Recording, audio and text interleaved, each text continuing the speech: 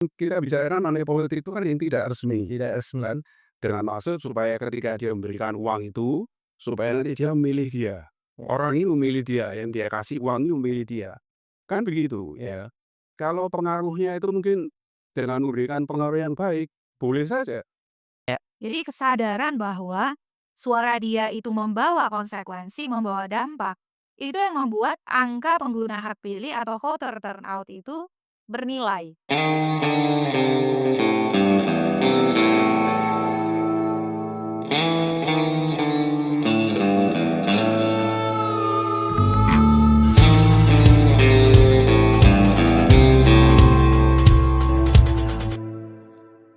Bersama saya, Ira Suamal yang akan memandu dialog topik sore hari ini bersama dua orang narasumber yang luar biasa yang sudah hadir di tengah kita. Ada Ibu Titi Anggraini, seorang dosen dan juga pakar kepemiluan yang selama ini sudah banyak sekali experience dalam mendiskusikan tentang bagaimana dinamika pemilu dan politik di Indonesia yang harusnya berjalan dengan baik.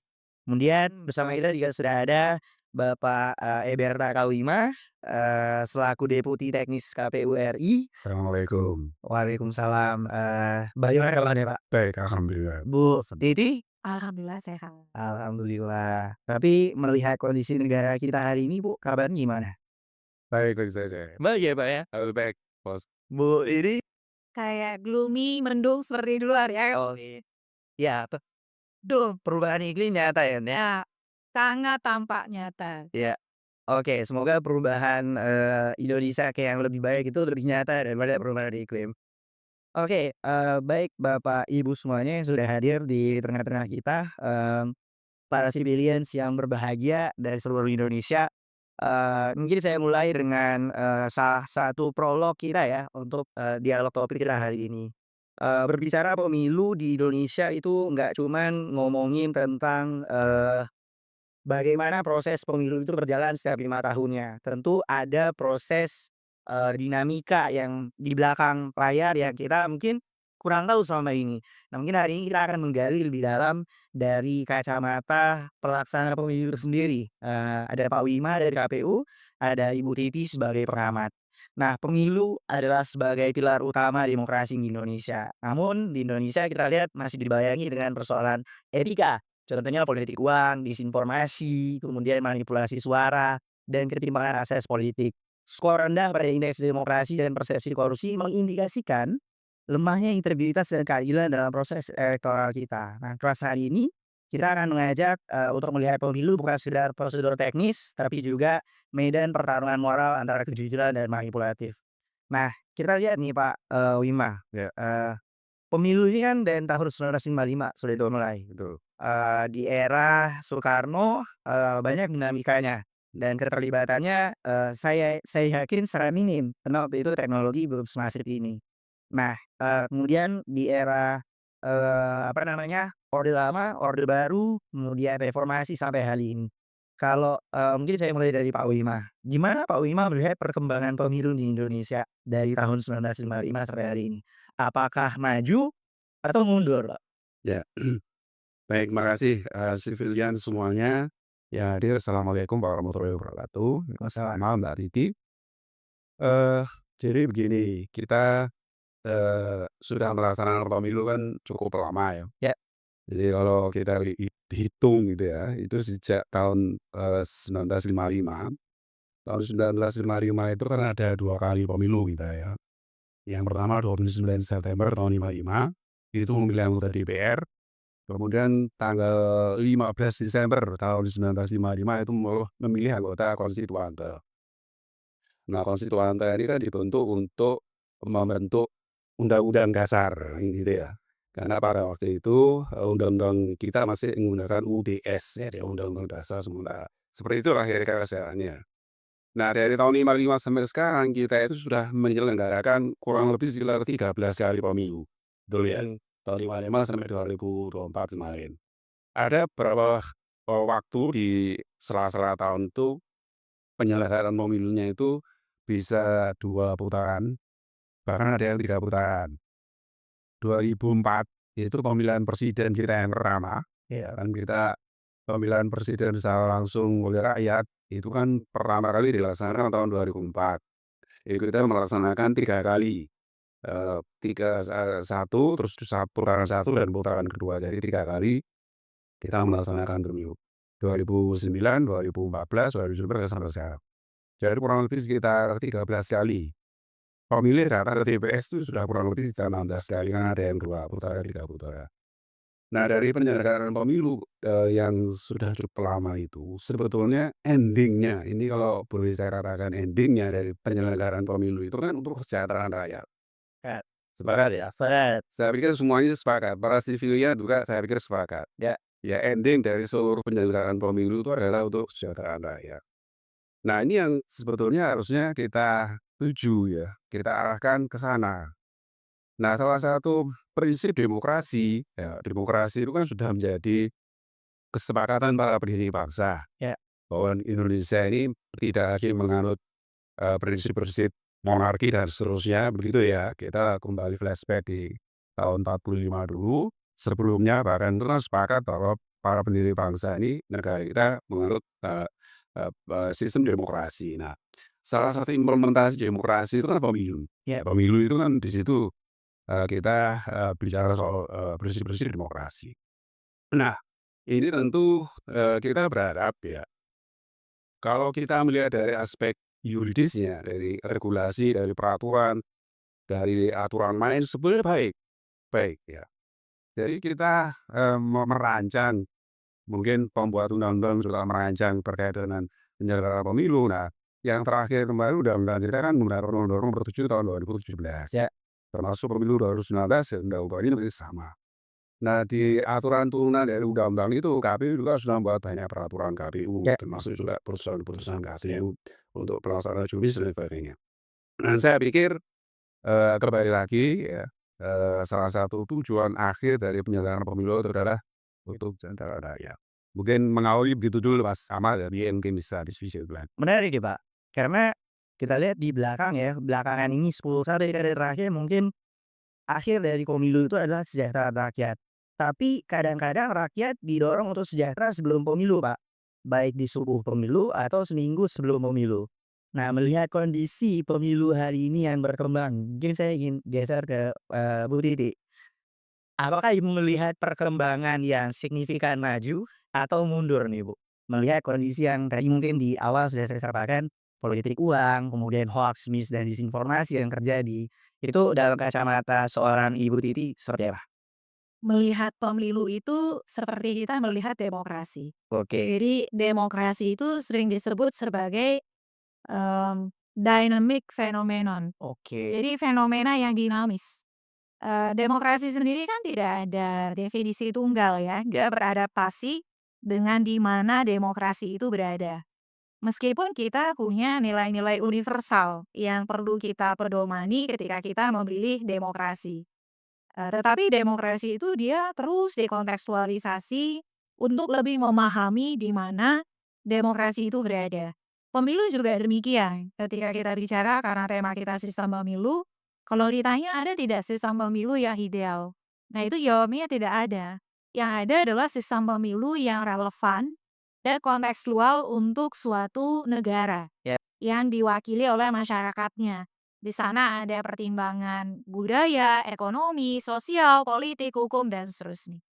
Jadi yang kita perlukan adalah melihat pemilu demokrasi secara holistik. Ya. Soal nilai-nilai universal yang perlu kita pedomani, soal pemenuhan hak asasi manusia, lalu juga mmm, sifat yang fundamental soal kesetaraan, keadilan, anti korupsi, itu kan mau dimanapun negaranya mengadopsi demokrasi, nilai-nilai itu harus ada begitu. Ya. Tapi yang, kedua juga kita melihat tujuan-tujuan spesifik yang ingin kita hadirkan sebagai sebuah negara bangsa, Ya. sebagai Indonesia. Nah, tadi betul bahwa demokrasi pemilu sudah bertransformasi sedemikian rupa, walaupun demokrasi itu bukan hanya pemilu ya. Ya. Jadi yang membentuk, demokrasi itu selain pemilu ada banyak hal. Ya. Ada rule of law, ada hak asasi manusia, begitu. dan seterusnya. Nah, kalau kita lihat konteks, pemilu di Indonesia, ya karena dia dynamic phenomenon tadi, fenomena dinamis, dia itu kalau dulu kita zamannya belajar di SMA kan sering disebut demokrasi sebuah siklus. Ya. Pemilu juga demikian, pemilunya juga naik turun nih. Tidak selalu, smooth gitu ya, tidak selalu stabil. Kalau Pak Bima, mungkin melihatnya lebih dalam konteks, dinamika yang dihadapi sebagai penyelenggara. Tapi saya ingin melihat dalam dinamika yang lebih utuh. Nah, itu yang kita hadapi hari ini kita kalau mengukur itu mungkin pakai ukuran yang objektif saja ya. Yang kita bisa gunakan tentu saja misalnya berbagai indeks yang mengukur demokrasi Indonesia.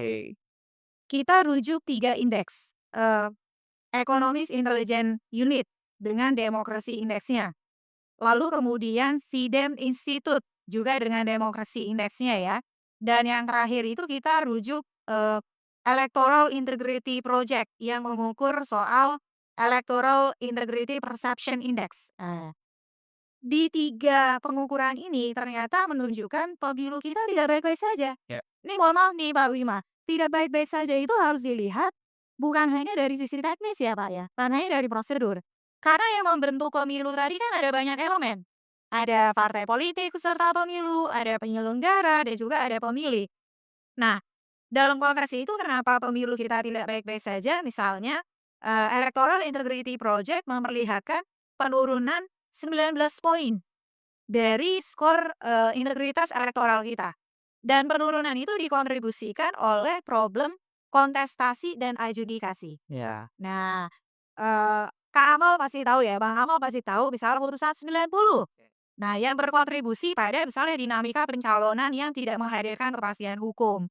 Lalu juga sorotan yang diberikan oleh Economist Intelligence Unit soal the rise of political dynasty. Oke. Pemilu tuh kan harusnya inklusif. Benar. Seorang Titi Anggraini, Kak Amal itu sama-sama punya peluang. Tapi ketika peluang itu direservasi hanya karena hubungan dinasti dan itu memperlihatkan tren yang makin kuat bukan hanya di tingkat nasional. CSIS misalnya datanya memperlihatkan 138 dari 580 anggota DPR kita terafiliasi politik dinasti. Nah, itu dari sisi misalnya kalau kita, melihat the rise of political dynasty ya, dan, konsepsi inklusivitas pemilu yang harusnya hadir. Yang berikut tadi juga sudah disebut, ini pertarungan antara kejujuran dan manipulasi. Ya. Manipulasi itu bisa juga menggunakan bukan hanya kekerasan, intimidasi, tapi juga uang. Bagaimana uang bisa membelokkan pilihan orang? Global Corruption Barometer Index itu tahun 2020 mengukur, eee, praktik politik uang di negara-negara Asia, 17 negara. Oke. Tahukah hasilnya? Indonesia itu peringkat ketiga Wow. yang paling terpapar politik uang, setelah Thailand dan Filipina. 1 dari 7 pemilih mengaku suaranya sempat ditawar untuk ditukar dengan uang. Wow. Nah, jadi dalam konteks itu kalau kita lihat kita punya, problem penurunan skor integritas elektoral dan itu dikontribusikan oleh, kontestasi dan juga adjudikasi. Adjudikasi ini bagaimana masalah hukum itu diselesaikan, permasalahan pemilu diselesaikan.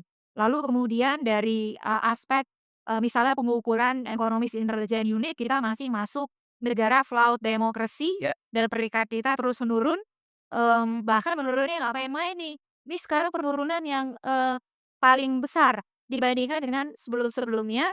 Lalu juga dari, integritas elektoral juga turun 19 poin begitu ya.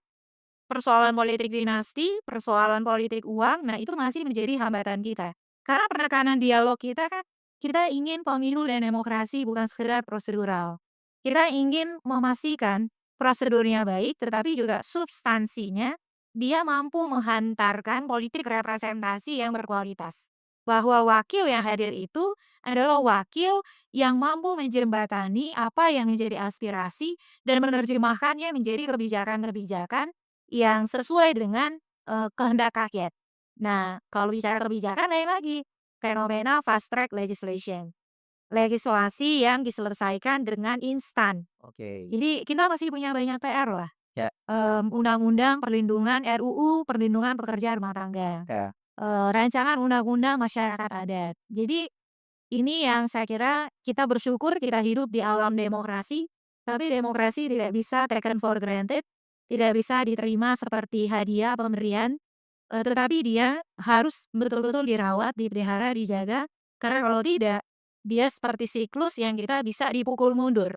Oke. Yang disebut dengan democratic backsliding, democratic regression, iya. Nah itu yang, menurut saya kita sedang menghadapi tantangan besar, dalam pemilu dan demokrasi kita. Siap, menarik deh. Jadi kalau tadi kata Pak Wima, kondisi pemilu semakin membaik.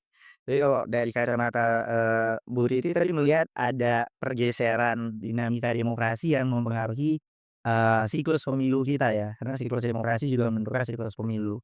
Nah, ini kan sebenarnya bukan hanya tanggung jawab, penyelenggara pemilu, tapi tanggung jawab kita bersama. Saya percaya bahwa perubahan, yang lebih baik itu adalah keberhasilan bersama. Namun kegagalan-kegagalan yang ada yang itu yang perlu kita, coba koreksi secara perlahan.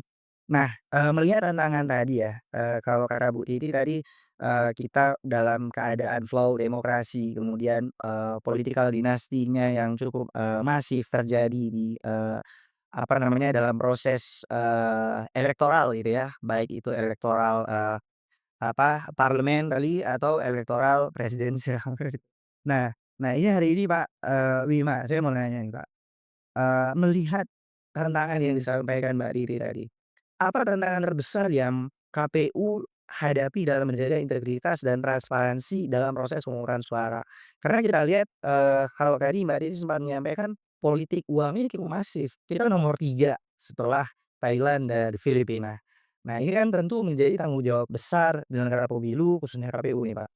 Nah kira-kira dalam menghadapi tantangan terbesar yang dilihat apa Mbak, 10 tahun terakhir? Ya, makasih Mas Amal.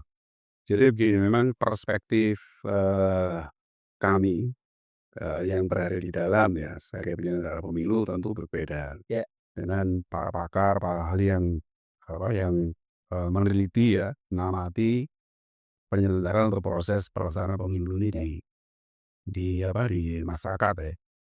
Nah bagi kami, perspektif kami sebagai penyelenggara pemilu itu, terkait dengan proses penyelenggaraan pemilu itu memang selalu berkembang ya, selalu berkembang.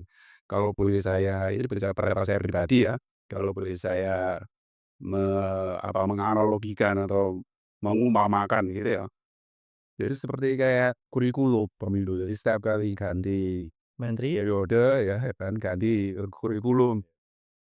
Pemilu juga begitu, undang-undangnya diganti tapi kemarin pemilu 2024 kita, ya alhamdulillah rupanya sudah mulai menemukan ininya ya, menemukan ya, apa namanya itu, sistemnya gitu ya, sehingga, undang-undangnya masih tidak dirubah. Oke, sistemnya sama, pelaksanaannya juga pelaksanaan yang sama, hanya, teknisnya saja mungkin disempurnakan ya. Penyempurnaan pemilu 2024 itu penyempurnaan dari pemilu 2019 yang kemarin saya laksanakan. Nah, terkait dengan tadi yang disampaikan oleh Mbak Titi, saya dalam hati kecil saya tentu ini termasuk salah satu hal ya, yang mungkin bisa menghambat ending dari penyelenggaraan pemilu tadi. Di awal tadi kan sudah saya sampaikan bahwa sesungguhnya pemilu, pilkada ya, itu endingnya kan kesejahteraan rakyat daerah, itu harus itu. Nah, bagaimana mungkin ending itu bisa tercapai, sementara prosesnya ini kan ternyata dilakukan dengan cara-cara yang menurut menurut hati nurani kita, menurut bahkan aturan kita juga melarang itu. Ya, Ada ketentuan pidananya dan sebagainya, terkait dengan money politik, terkait dengan disinformasi dan memang 2 hal ini yang menurut kami, ya itu masih menjadi PR kita, dan saya yakin juga bukan kami juga ya, dan semua stakeholder termasuk semua masyarakat, peserta juga saya pikir juga ya, perlu dan harus turut serta ya, turut serta untuk, sama-sama ya sama-sama bergerak, sama-sama melaksanakan, sama-sama bukan sebagai pemeran utama bahkan, bukan sebagai pemeran utama, bukan sebagai pemeran pengganti atau apa namanya, terkait dengan pelanggaran ini, terkait dengan, money politik atau terkait dengan disinformasi itu tadi.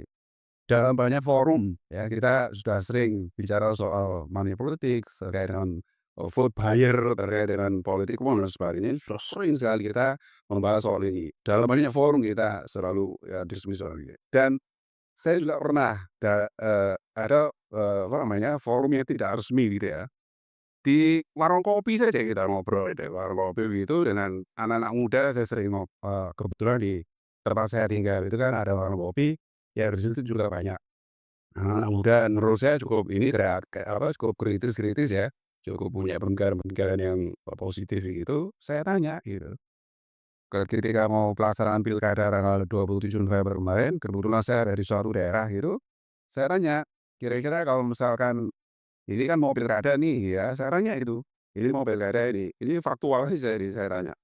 Ini mau pilkada bentar lagi mau coblosan. Kira-kira kalau kemudian, malam sebelumnya atau 2 malam sebelumnya atau sebelum pelaksanaan itu, ada orang yang datang, ya ada orang yang datang nih, kebetulan, salah satu calon ini kan, terus ngasih uang." Oke, Ya ini fakta saja ya. saya tanya aja kepada karena dia selalu tanya kepada saya, "Pak, ini gimana? Money politik kita kok begini?" Sekarang begini dah saya berbahagia lagi, saya tanya, tiba-tiba malam itu didatangi oleh calon, ini anak-anak muda nih, Oke.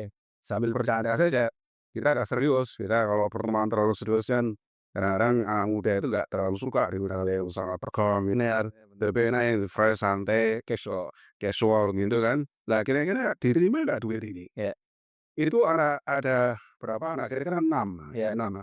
Itu ada yang, "Oh enggak, saya nggak saya terima." Tapi harus juga yang sambil bercanda juga. Ya kita terima Pak, tapi kita hadapi orangnya. Macam-macam gitu ya, bener. Nah, sebetulnya kalau menurut saya, soal money politik itu kembali pada dirinya masing-masing, Pak. Tes pribadi tadi. Nah, kalau menurut masing-masing ya, termasuk menurut saya pikir Mas Akmal, Mbak Riti, semua sivilian Ya, yang ada di sini saya pikir tahu lah ya, apa efek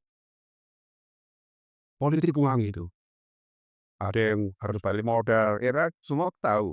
mahal ya biaya politik di Indonesia? Mahal, ya kalau biaya resmi ada, mereka kan harus mengeluarkan investasi, Ya, mengeluarkan biaya kampanye, ya kan, pasangan calon termasuk, anggota DPR, DPRD, DPD, calon gubernur, bupati, wali kota, calon presiden, semua kan mengeluarkan biaya juga, ya. untuk kampanye, investasi, itu biaya-biaya lain, dan itu resmi. Resmi ada catatan-catatan di dana kampanye dan seterusnya. Tapi ini kan yang kita bicarakan money politik itu kan yang tidak resmi, tidak resmi kan, dengan maksud supaya ketika dia memberikan uang itu, supaya nanti dia memilih dia. Orang ini memilih dia, yang dia kasih uang ini memilih dia. Kan begitu ya. Kalau pengaruhnya itu mungkin dengan memberikan pengaruh yang baik, boleh saja.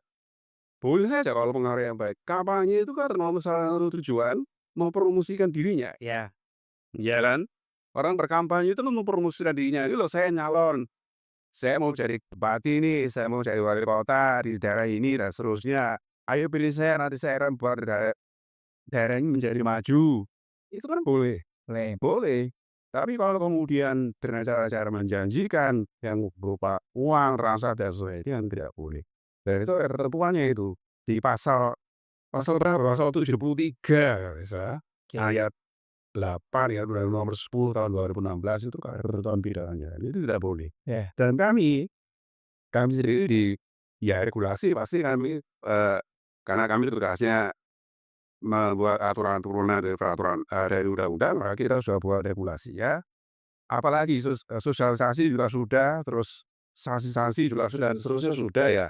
Itu upaya-upaya yang dilakukan oleh, ya. penyelenggara dari perspektif penyelenggara. Nah, Oke. sekarang kita mohon ini deh, mungkin dari sivilian juga, Ya, ini kan persoalan cukup masif sebenarnya terjadi. dan Saya pikir itu sama-sama siap. kerasa lagi. Makasih Pak Wima. Mungkin teman-teman civilians nih, para civilians dari seluruh Indonesia bisa sedikit storytelling bagaimana kondisi pemilu di daerah para civilians masing-masing di kolom chat ya. Nanti bisa kita baca satu persatu di Pak Wima. Oke, tadi saya lanjut. Pak Wima sempat sebutkan bahwa setiap proses pemilu ada pembaruan hukum dan ada pembaruan aturan gitu ya. Nah tentu kalau kayak kita sebut 13 kali pemilu berarti ada 13 kali pembaruan gitu. Mungkin pembaruan ini bisa lebih dari 13 kali, karena melihat dinamika itu tadi. Nah, saya ingin nanya nih ke Bu Titi. Kira-kira nih Bu ya, apa reformasi, regulasi, atau kelembagaan yang perlu diperkuat untuk mengatasi tadi, politik uang, penurunan, kualitas proses pemilu yang harusnya substansial tapi hanya pada tataran prosedural. Karena kalau lihat data nih Bu, kontributor pemilu kita cukup tinggi. Bahkan ada satu data yang disebut bahwa Indonesia salah satu negara dengan partisipasi pemilu tertinggi di dunia. Tapi ya kualitasnya ya mungkin itu bisa kita coba buka lagi di lembaran lain gitu ya. Nah, saya mungkin pengen nanya ke Bu Titing, apa informasi yang perlu dilakukan gitu? Iya, eee, angka pengguna hak pilih yang tinggi, Ya, itu bisa jadi belum tentu bermakna. oke, Yang kita inginkan kan bukan sekedar angka yang tinggi, benar, tapi angka yang yang bermakna, bermakna. ya. Meaningful votes, Ya, kira-kira begitu. Karena pemilu yang, betul-betul bermakna adalah ketika pemilih itu memilih sebagai well-informed voters. Para sivilian yang datang ke TPS dengan sadar konsekuensi dari suara yang dia berikan. ya, Jadi kesadaran bahwa suara dia itu membawa konsekuensi, membawa dampak, itu yang membuat angka pengguna hak pilih atau voter turnout itu bernilai. Bernilainya bukan 100.000, 200.000, 300.000 ya. Bernilainya itu adalah dalam konteks jangka panjang kita sebagai warga masyarakat. Karena kita tidak hidup hanya untuk hari ini. Kita hidup sebagai individu, anggota keluarga, anggota masyarakat, dan juga warga negara. ya, Nah, jadi yang menjadi PR besar kita bukan sekedar angka pengguna hak pilih yang dimobilisasi, ya, tetapi yang berangkat dari kebutuhan untuk membuat setiap suara itu bermakna. ya, Karena satu orang, satu suara, satu nilai. Pemilu adalah instrumen demokrasi yang menghargai martabat setiap warga negaranya secara setara. Mau dia dosen, mahasiswa, guru, orang biasa, orang desa, orang kota, miskin, kaya, beda agama, agamanya apapun, jenis kelaminnya apa, suaranya sama. ya, Pemaknaan kesetaraan itu kan harus betul-betul diterjemahkan menjadi sesuatu yang juga di bilik suara itu punya dampak kan. oke, Nah, PR terbesar kita adalah tadi, membuat pemilu itu berdampak. Walaupun keluaran yang paling konkret adalah kita menghasilkan regenerasi politik atau jabatan yang selalu diganti kan setiap 5 tahun sekali. ya, Nah, kalau sekedar berganti orang tapi tidak berganti manfaat kan juga tidak bermakna birunya, ya enggak? Nah, terkait dengan apa sih yang bisa kita ubah soal reformasi hukum pemilu kita, 2019, 2024 kita pakai undang-undang yang sama.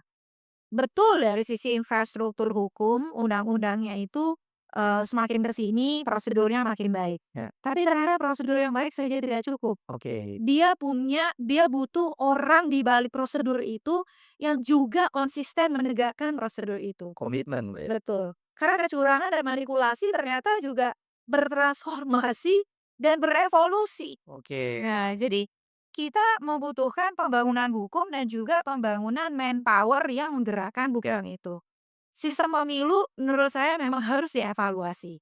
Jadi, sistem pemilu proporsional terbuka sudah banyak didiskusikan. Kita perlu memperkuat ini karena ternyata sistem proporsional terbuka yang tidak diimbangi oleh kaderisasi, rekrutmen politik yang baik di internal partai, pengawasan dan penegakan hukum, itu bisa berkontribusi pada misalnya maraknya politik uang. ya, Teman-teman di Perludem misalnya bersama koalisi masyarakat sipil untuk revisi undang-undang pemilu ada Puskapol UI, ada Pusako Unan, ada Koalisi Perempuan Indonesia, ada Temis, dan lain-lain, Migrant Care. Kami sudah menyusun, karena saya juga di Perludem ya, ya, mmm, kertas kebijakan proposal perbaikan, undang-undang pemilu yang saat ini sudah, publis itu adalah soal sistem pemilu dan soal aktor pemilu. Karena kan pemilu itu dibentuk oleh sistem, oleh aktor, oleh manajemen, dan oleh penegakan hukum. ya, Nah, soal sistem misalnya, bagaimana kita membangun sistem yang bisa mengikat ideologi partai dan para kandidat serta konstituennya. oke, Setelah kami simulasi-simulasi ini mungkin sesi berikutnya ya, kami mengusulkan sistem pemilu campuran oke, atau mix system yang mengkombinasikan sistem distrik, satu dapil, satu wakil di Amerika Serikat dengan sistem pemilu proporsional tertutup. Jadi kursi DPR itu akan nanti dibagi dua, oke, yang dipilih langsung memilih orang, satu dapil satu wakil, dan ada nanti memilih hanya tanda gambar partai. oke, Yang untuk ada gambar partai ini bagi wakil-wakil rakyat yang memang didedikasikan partai sebagai misalnya kader yang menjaga ideologi partai, yang orang-orang muda progresif yang mungkin kalau kompetisi langsung dengan basis dia belum punya cukup modal dan sebagainya. Nah, ini bagian dari middle way, jalan tengah. Ya. Ini bagian dari upaya kita mengatasi karena beberapa riset harus diakui, contoh di Italia. Italia itu mengubah sistem pemilu proporsional terbuka ke sistem campuran karena tadi dia mengalami systematic failure, kegagalan sistematis akibat politik uang yang menggila dan korupsi politik. Iya. Karena ternyata ketika sistem proporsional terbuka tidak diikuti oleh pengawasan dan penegakan hukum yang baik, dia rentan memicu tadi jalan pintas menggunakan uang. Apalagi misalnya tergoda untuk menghadirkan artis, menghadirkan pengusaha. Makanya kalau kita lihat tren DPR kita makin ke sini, teman-teman bisa menghitung teman-teman sendirian ya. Ya. Makin banyak pengusaha yang menjadi anggota parlemen. Karena mereka punya banyak modal untuk menjangkau pemilih dan melakukan kerja-kerja pemenangan. Dulu kita berharap, DPR kita itu beragam, berwarna, Ya. menggambarkan misalnya lintas profesi, latar belakang. Tapi semakin ke sini ternyata pengusaha yang lebih mampu survive dengan sistem sekarang. Itu dari sisi sistem ya.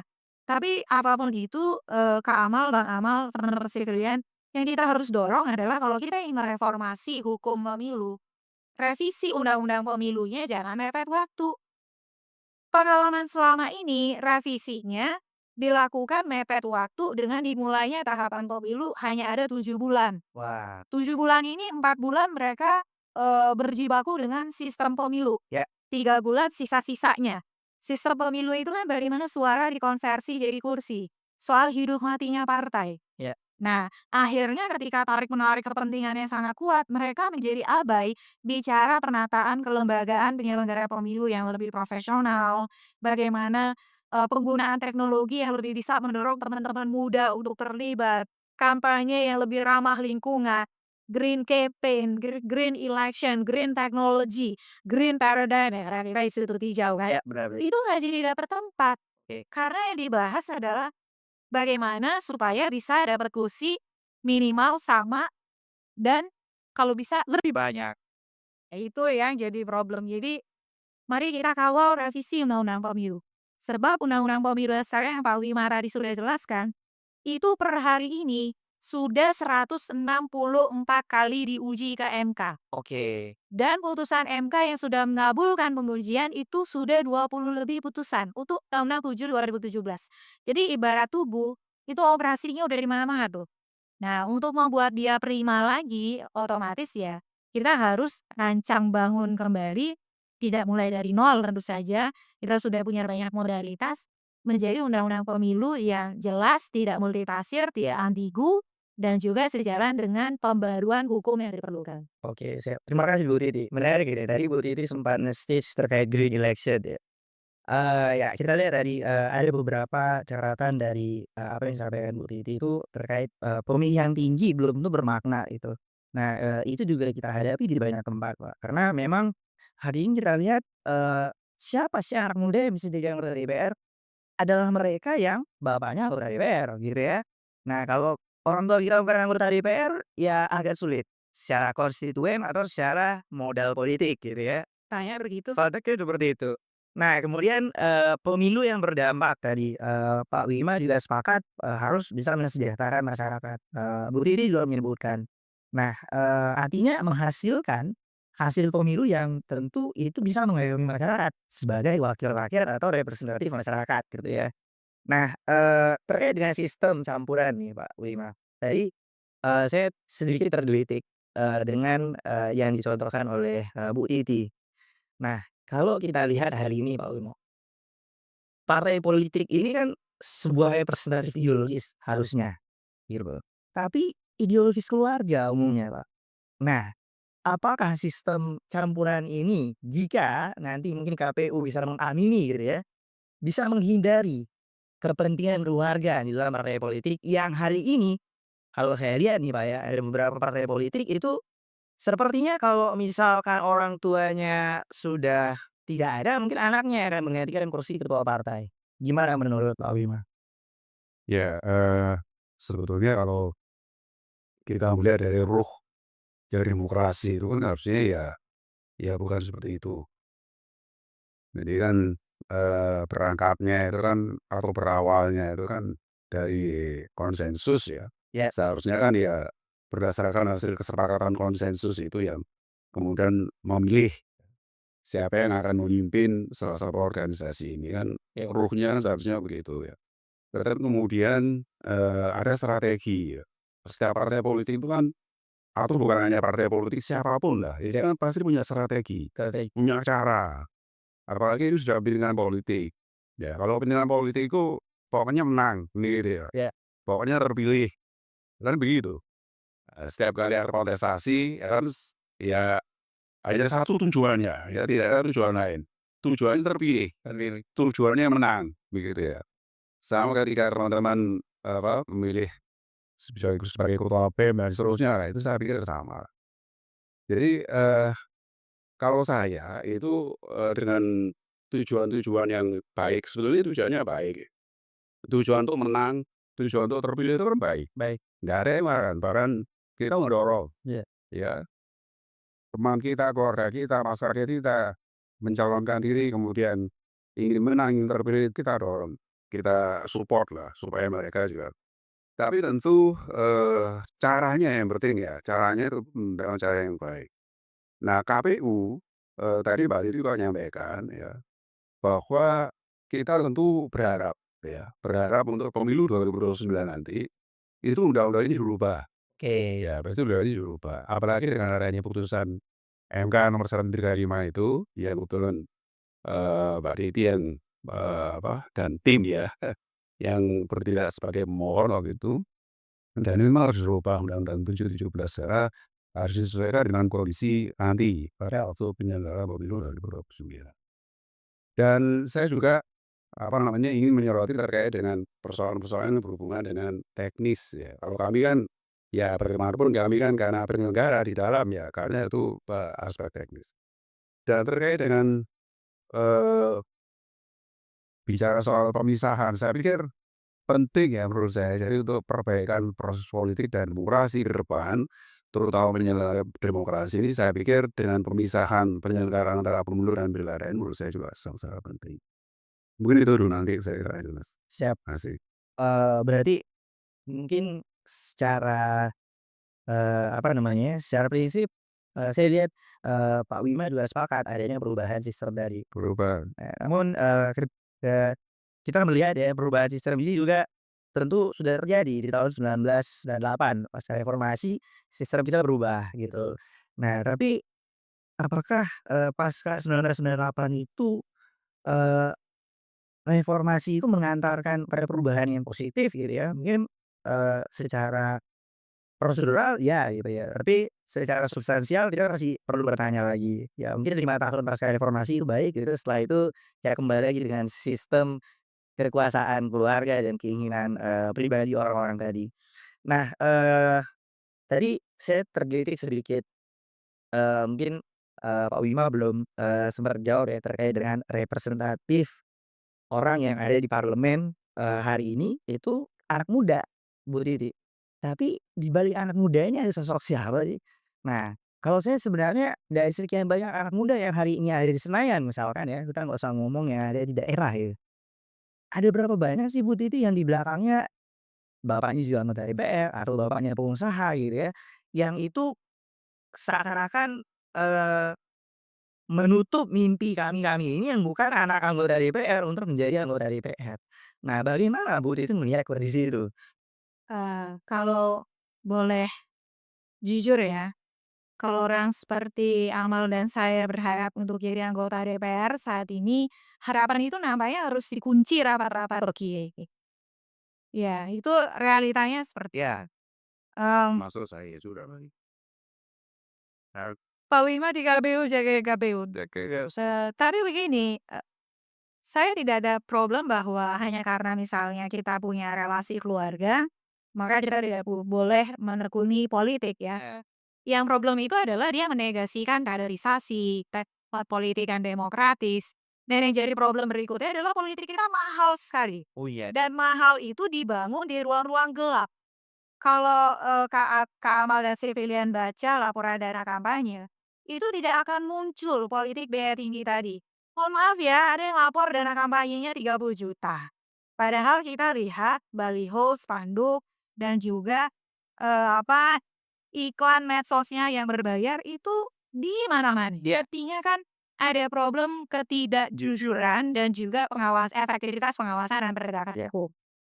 Itu bisa terbiarkan, ada kontribusi regulasi di sana, ada kontribusi pengawasan, ada kontribusi penegakan hukum.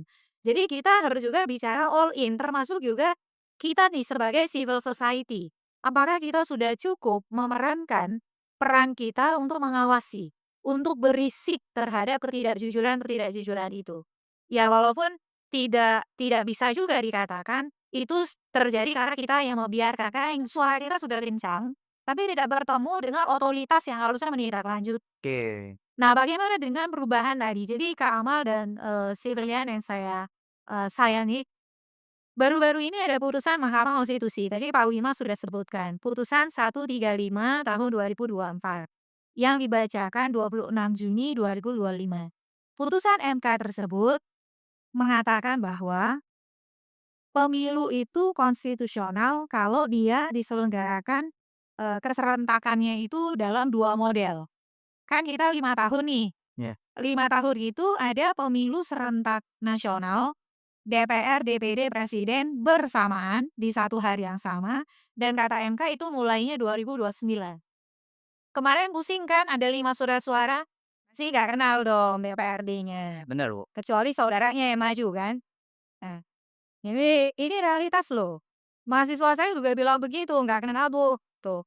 Nah, jadi nanti kata MK pemilu serentak nasional tuh pilihnya 3 posisi saja. Ya. Dan itu mulai 2029. Oke. Nah, paling cepat 2 tahun atau paling lama 2,5 tahun setelah pelantikan DPR, DPD, presiden hasil pemilu nasional, itu kan di Oktober ya. Ya. Berarti Oktober 2029. 2 tahun atau 2,5 tahun setelahnya diselenggarakan pemilu serentak daerah. Ya. Memilih DPRD dan kepala daerah, provinsi, kabupaten, kota secara bersamaan. Ya. Nah, apakah dia akan berdampak pada misalnya politik uang, pada upaya kita untuk membangun representasi yang lebih kuat, kaderisasi? Itu semua bisa kalau kita serius dengan juga mengupayakan perbaikan pada aspek lain, itu setidaknya dia lebih menjanjikan nih Kak Amal. Karena kenapa? Karena di pemilu serentak nasional kita lebih bisa berkonsentrasi di isu nasional kan. Benar. Bener nggak? 3 posisi aja dibanding 5 surat suara. Ya. Lalu juga jangan lupa ada game changer-nya nih, penghapusan ambang batas pencalonan presiden. Threshold. Threshold presiden. Ya. Siapa tahu Bang Khalid kan masuk surat suara. Siapa Kak? Karena peluangnya lebih terbuka kan, pintu entry-nya mulai dibuka. Jadi ketika partai lebih bisa mengakses pencalonan, maka kemudian, konstituen itu akan dijaga soliditasnya. Oke. Dia akan coba memilih tetap konsisten dengan pilihannya, memilih partai yang mencalonkan calon presiden yang juga dia pilih. Ya. Di situ ikatan ideologi akan lebih terbangun, uang bisa jadi akan tetap menggoda, tidak pilihan di bilik suara adalah rahasia. Iya. Nah, itu yang paling penting. Jadi kemerdekaan dan otonomi sebagai pemilih. Nah, kemudian ketika kepemimpinan pemilu nasional menjabat, lalu 2 tahun atau 2,5 tahun setelahnya, kalau dia bagus, kita bisa evaluasi di pemilu daerah. Eh. Nah, kita pilih deh partainya. Partai yang mengusung kepemimpinan nasional. Tapi kalau dia nggak bagus, kita kan bisa evaluasi. Ingat nggak kasus bom-bom Marcos di Filipina? Ya pemilu sela kemarin. Dia marah-marah sama menterinya dia minta untuk rame-rame mundur karena partainya di pemilu sela, kan 2025 ada pemilu sela ya. Mereka kan ada pemilu di 2022. 2025 pemilu sela. Ternyata, orang tidak puas dengan kinerjanya Bongbong dan menterinya. Akhirnya partainya dia tidak menang di pemilu sela. Ibarat kita nih walaupun tidak sama persis pemilu daerahnya. Jadi kita nih nggak madesu gitu loh, nggak gloomy nungguin 5 tahun lagi gimana. Nah 2,5 tahun sesaknya bisa mengevaluasi. Inilah disebut dengan electoral engineering. Oke. Rekayasa elektoral, bukan manipulasi ya. engineering gitu, insinyur itu kan merekayasa kan. Jadi bagian kita membangun sistem pemilu dalam rangka mengatasi tadi pragmatisme. Tapi di saat yang sama penegak hukum juga harus dijagain. Jangan sampai ada pacok-pacokan gitu ya kira-kira. Ya, Lalu penyelenggara pemilunya netral, profesional. Karena dia saling melengkapi. oke. Menarik nih. Tadi, Mbak Titi sempat nyebutin kalau, apa namanya ya, integritas ini menjadi kunci sebenarnya, yang kemudian kita bisa evaluasi integritasnya 2,5 tahun pasca pemilu. Eee, saya jadi sedikit pengen balik nih, Bu Titi tadi nyebutin pacok-pacokan ya. Dalam proses pemilu 2024 kita lihat di banyak tempat gitu ya, mungkin kalau secara data tidak ada, karena itu tidak terdata gitu ya. Tapi secara praktis ini ya, di banyak tempat kita melihat ada, upaya penekanan. Mungkin, Pak Wima bisa sedikit, menggambarkan, bagaimana sebenarnya proses pemilu itu harus dihadapi oleh masyarakat. Even itu ada penekanan segelintir pihak gitu, karena di 2024 tidak bisa kita nafikan, Pak, ada di banyak tempat itu pemasangan harus memilih calon A, calon B, memang tidak pakai uang, tapi pakai ancaman, pakai penekanan, yang itu pada akhirnya membuat masyarakat, "Jadi terpilih aja ya, daripada tidak kenapa-kenapa." Nah, Pakai bansos. iya, pakai bansos. Nah, di kacamata KPU itu melihatnya seperti apa, Pak Wima? Ya, sebetulnya gini Mas Amal, kalau menurut saya itu kan, dari perspektif yang berada di luar. Ya, Kalau kami ini kan di dalam kan tidak membahas soal itu nih ya, juga tidak, mengatasi ya atau menangani soal-soal yang berhubungan dengan ancaman dan sebagainya gitu ya. Tapi sebetulnya di kami gitu ya, di KPU sendiri di internal itu kan kami, dari perspektif regulasi, regulasi. karena KPU itu tugasnya melaksanakan undang-undang, termasuk juga salah satunya membuat peraturan KPU. Iya. Di beberapa peraturan KPU kami itu sebetulnya sudah tegas, ya terkait dengan netralitas, terkait dengan integritas gitu kan. Termasuk terkait dengan jajaran kami kan punya jajaran cukup banyak sampai ke provinsi dan kabupaten kota, sampai ke desa, sampai ke kecamatan, sampai ke TPS. Oke. Jadi kalau kemarin itu di pemilu 2024 kita ada kurang lebih sekitar 8 juta lebih TP. penyelenggara pemilu di seluruh lapisan itu yang bersama-sama serentak menyelenggarakan pemilu 2024 kemarin. Nah, terkait dengan kita, apa ya, diancam dan seterusnya supaya memilih calon tertentu, memilih partai tertentu. Ya kalau kami dari dalam sendiri, ya kami sudah mengatur itu tidak boleh gitu kan. Itu dilarang gitu ya kan, dan tentu ada sanksinya juga kalau kemudian, eee, ya terbukti kita memberikan ancaman, kena pidana, kita memaksa, langsung bebas rahasia kan, langsung umum bebas dan seterusnya gitu kan. Itu kan dari kami selalu kita sampaikan seperti itu. Termasuk di jajaran kami kita harus, teman-teman harus, tidak boleh, berpihak kepada siapapun begitu dan seterusnya.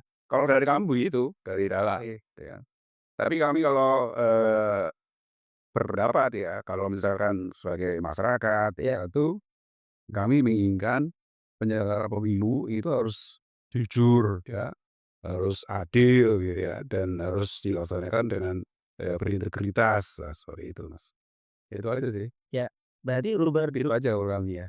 luber jurdil itu kunci ya, Pak, ya? Betul.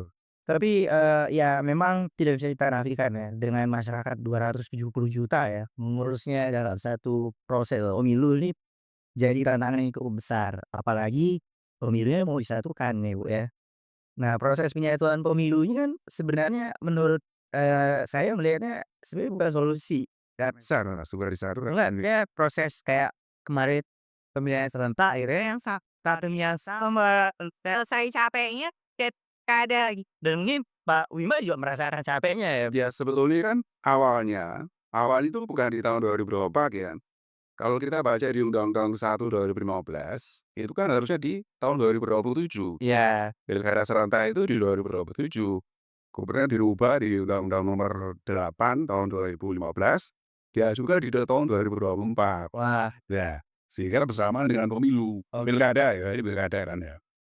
Nah, kemudian Mbak Titi dengan perludemnya melakukan sengketa di Mahkamah konstitusi dan kemudian diuruskan di keputusan 135 itu. Saya juga melihat nih Pak ya, proses perubahan undang-undang kemarin itu sepertinya nih Pak ya, dugaan saya itu tidak, sesuai dengan prosedural etika yang benarnya. Karena kita melihat perubahan undang-undang itu mempengaruhi pada penempatan pejabat daerah yang itu cakat tapi daerah selama bertahun-tahun. Nah, kalau proses yang seperti itu Bu Titik Iya, jadi penjabat itu kan sebenarnya pakai skenario, transisi. ya, Karena kita menginginkan pun dulu saya masih di Perludem, ini nggak visible nih ketika ada seretnya di 2024. Makanya waktu itu usulan kami itu selain himpitan beban yang akan bertumpuan antara pemilu dan pilkada, udahlah paling benar tuh pilkada serentaknya 2027 ya. Tapi kan kemudian dipaksain tuh 2024 ya, kepala daerah yang berakhir masa jabatannya 2022, 2023 akhirnya kan kosong. ya, Nah, maka untuk mengisi, masa transisi menuju keserentakan nasional diisilah dengan penjabat. oke, Itu sebenarnya, mekanisme biasa transisi. ya, Yang jadi problem adalah masanya, pengisiannya tidak transparan, tidak akuntabel, oke, tidak partisipatif.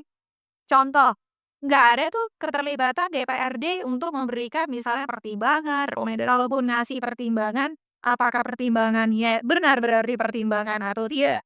Eksklusivitas eksekutif itu yang bermasalah. oke, Di tengah prosedur yang tidak transparan, tidak akuntabel, dan tidak partisipatif. Makanya kan kalau kita baca dissenting opinion 3 hakim Mahkamah Konstitusi waktu sengketa hasil di MK, itu hakim konstitusinya misalnya Arief Hidayat menyatakan, meyakini bahwa pengangkatan penjabat berdampak pada, insentif pemenangan, pasangan calon tertentu. oke, Nah, makanya karena dia harusnya dilakukan pemungutan suara ulang. ya, Nah, dan kita sama-sama menemukan misalnya ada fakta integritas untuk memenangkan partai tertentu, calon tertentu yang faktanya judulnya fakta integritas tapi tidak berintegritas. Jadi dalam situasi itu, masa transisi didekati dengan kebijakan yang tidak akuntabel, tidak transparan, dan tidak partisipatif. oke, Meskipun transisi kan harusnya dia tetap transparan, akuntabel, dan partisipatif ya.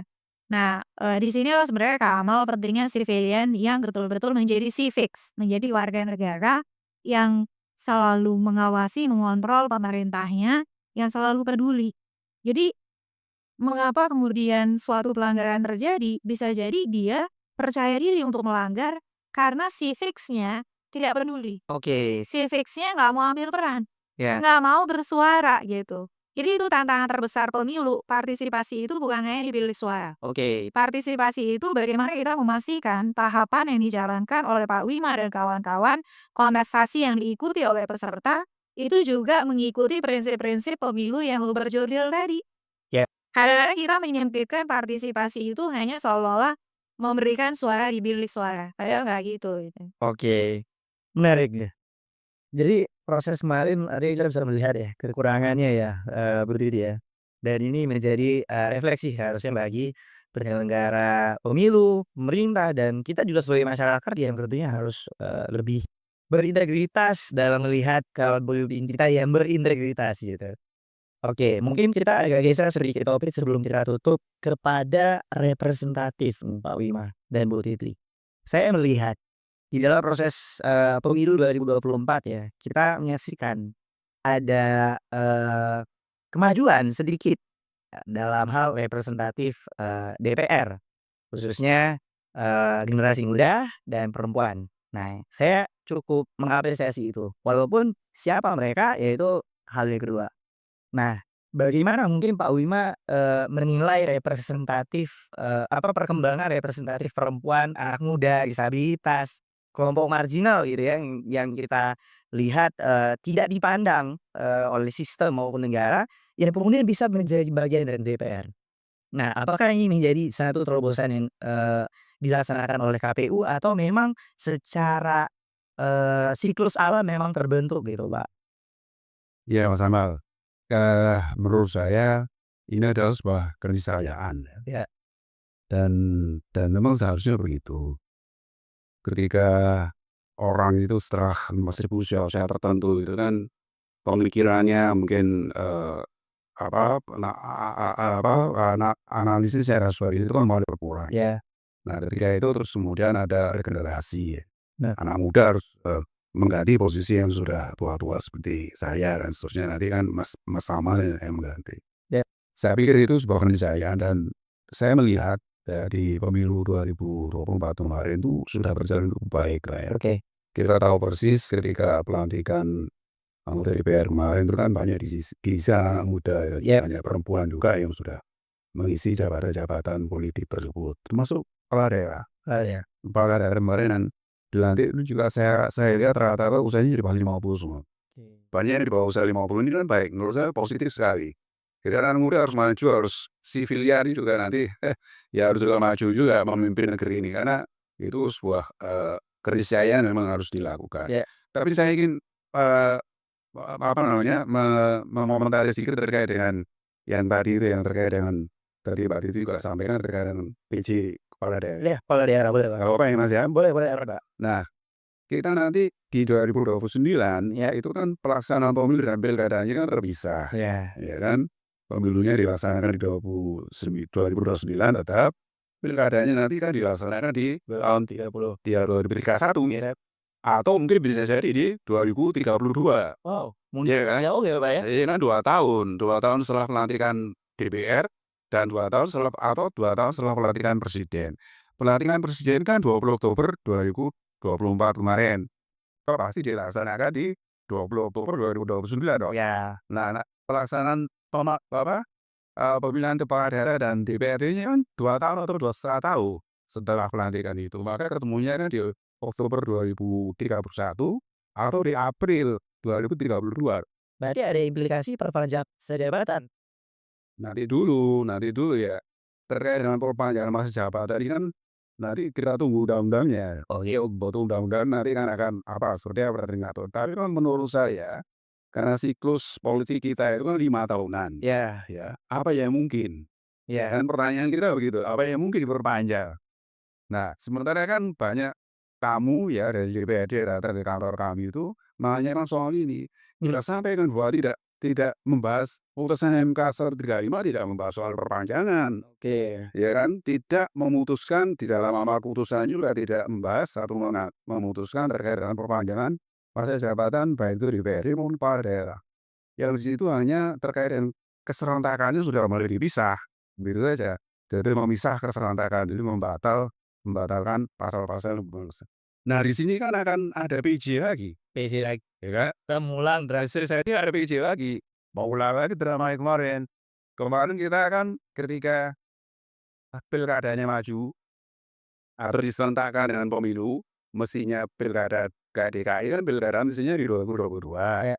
Ada 2023 ya, Jawa Timur, Jawa Tengah, Jawa Barat itu kan 2023. Ya. Diserentakkan 2024. Mundur dia 2 tahun, akhirnya ada PJ dan seterusnya. Nah, bagaimana nanti yang ini yang pilkada dan pemilu di Pecahnya 2 tahun lagi, Pak. Hah? Jadi bahasa itu, Pak. Tapi dari baru itu MK, iya. para MK diserahkan ke pembentuk undang-undang yang merumuskan nanti. Jadi DPR diusul merekomendasikan ke depan. Karena DPS mau bentuk undang-undang itu kan presiden sama DPR. Nah, nanti nggak tahu nih main nanti presiden dari besarnya kan kita tunggu saja itu. Menarik juga nih saya pikir.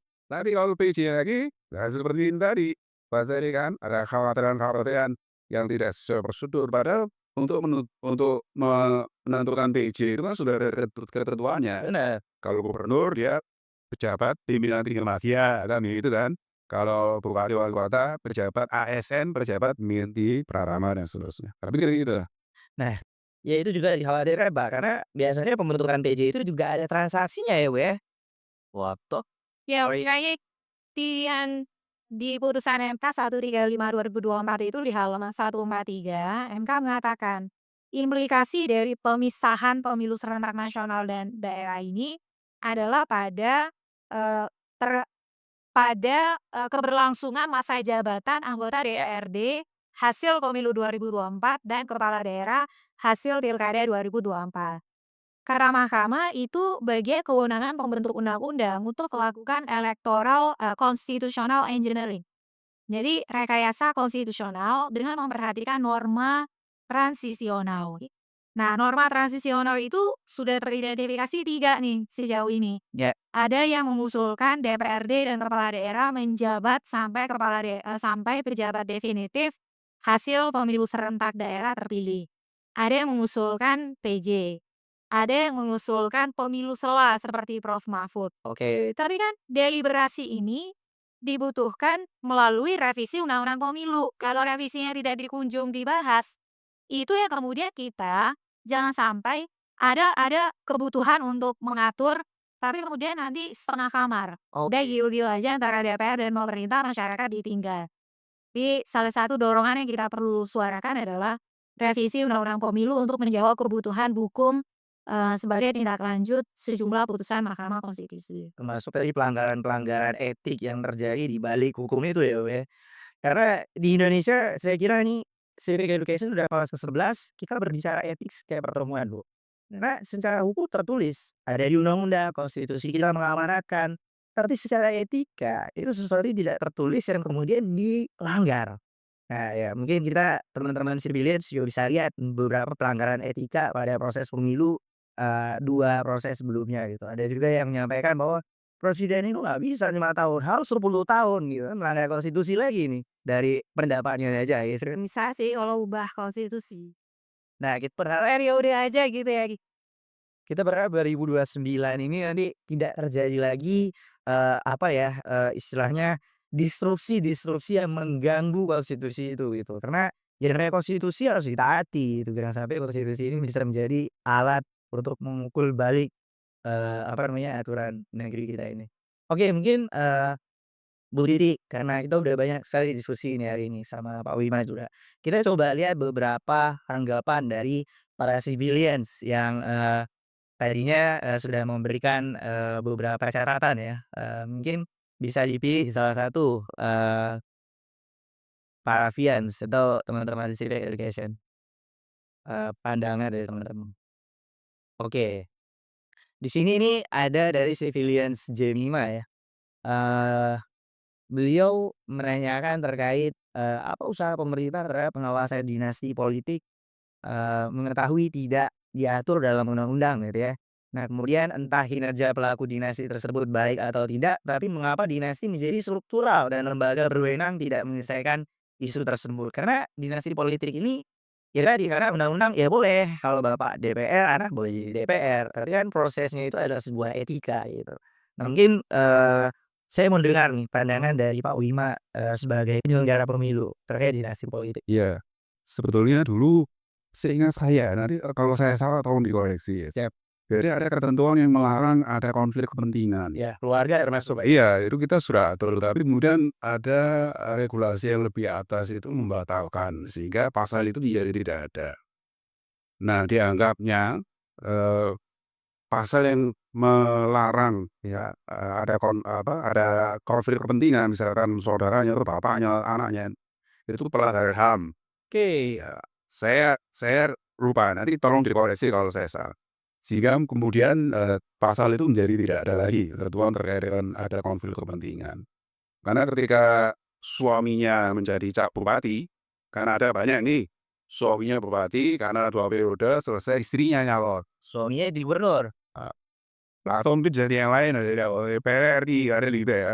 Istrinya nyalon dan terpilih, karena masih ada itu tadi yang ya masih ada hubungan kepentingan, konflik kepentingan tadi.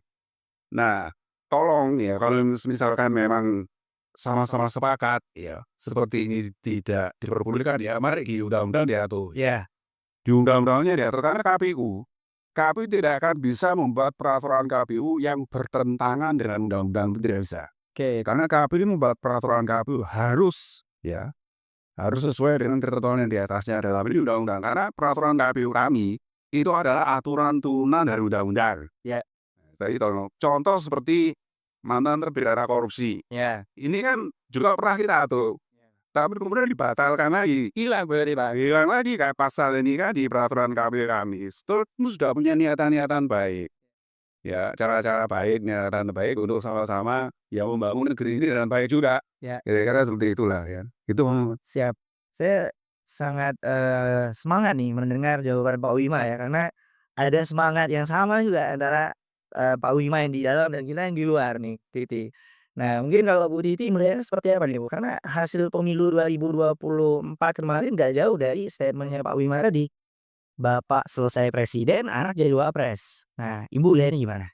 Iya, ini kan kita bisa bicara soal, rekonstruksi hukum dan sosial yang bisa kita lakukan. Ya.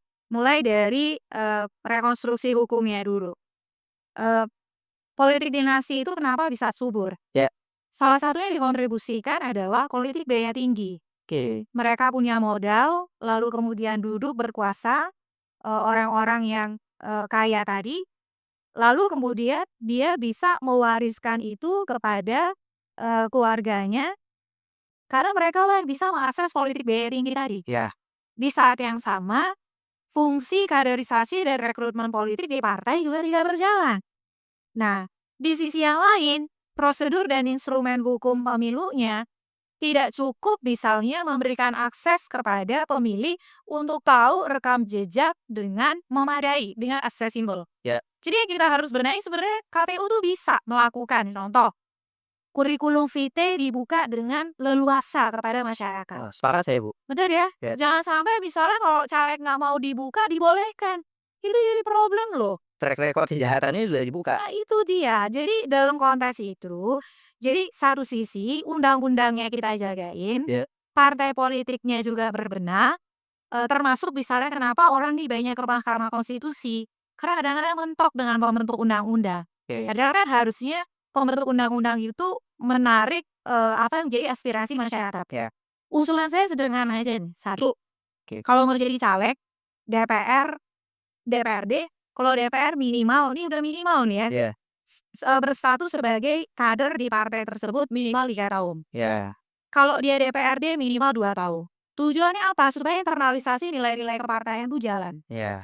Yang kedua, pelaporan dana kampanye itu betul-betul diawasi, bukan hanya laporan gelondongan, tapi juga live report, real report.